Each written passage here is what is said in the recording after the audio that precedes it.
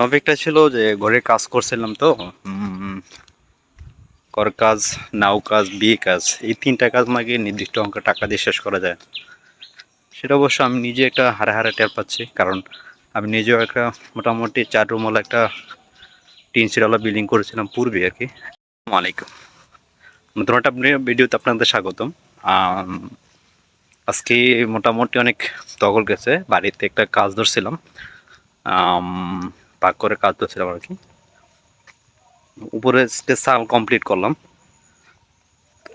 এই জন্য আজকে সারাদিন মিস্ত্রির সাথে আশেপাশে ছিলাম, তো অনেক কাজ করা হয়েছে। মোটামুটি কাজ বলতে কাজ করা হচ্ছে এক কষ্ট, আর লোকে দাঁড়িয়ে থাকা হয়েছে আরেক কষ্ট। এটাতে মনে হয় বেশি কষ্ট লাগে, কারণ কি তখন অপেক্ষা করা লাগে কখন যে কি কোন দিক দিয়ে কিছু লাগে যায় বা কারে কি বলতে হয়, এরকম আর কি। তাও এখন বাজে 5:16। প্রাইভেট ছিল, আজকে 2টা হোম টিউশনই ছিল আর কি। তো আমি যাইতেছি 5:30টার দিকে প্রাইভেট ধরবো আর কি।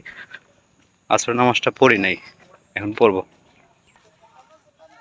এখন যাইতেছি, আমাদের এটা বড় রাস্তা আর কি, স্কুলের রাস্তা। এটা প্রায় বাড়ি থেকে প্রায় 1 কিলোমিটার দূরে প্রাইভেট।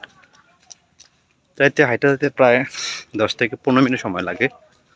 প্রতিদিনে হাইটে হেঁটে যাতায়াত করা হয়, খারাপ লাগে না, ভালোই অবশ্য লাগে।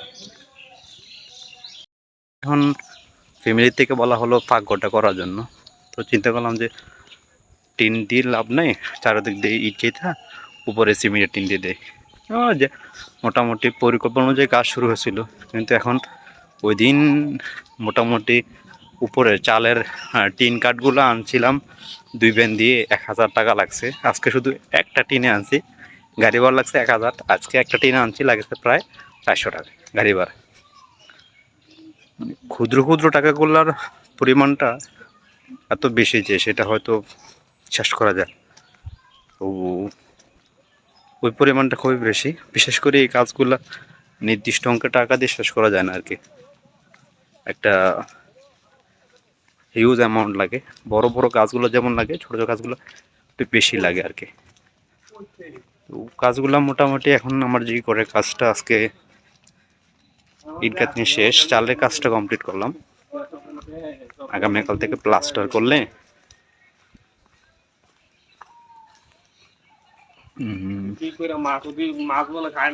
হয়তো বা চলবে আর কি। হ্যাঁ বল। তো এই কাজগুলা করতে অনেক ধৈর্য সহকারে ছাড়া এগুলো করা সম্ভব না আর কি। যাই হোক, কে কে ভিডিও দেখছেন অবশ্যই জানাবেন, কারা এরকম কাজ পূর্বে করছেন কিনা। যদি করে থাকেন তাহলে হয়তো বা একটু কমেন্ট করবেন। আর আমি মূলত এই বয়সে মোটামুটি মেইন ঘরের কাজ করছি, একটা 4 রুমওয়ালা টিন সেট দিয়ে বারান্দা দিয়ে করছিলাম। আর এখন পাকঘরটা করলাম, এও প্রায় 2-2.5-3 রুমের মতো হয়ে যাবে। ভালো এক্সপিরিয়েন্স হয়েছে। কাঠ, টিন, ইট, সিমেন্ট, রড, মোটামুটি সবগুলো কাজেরই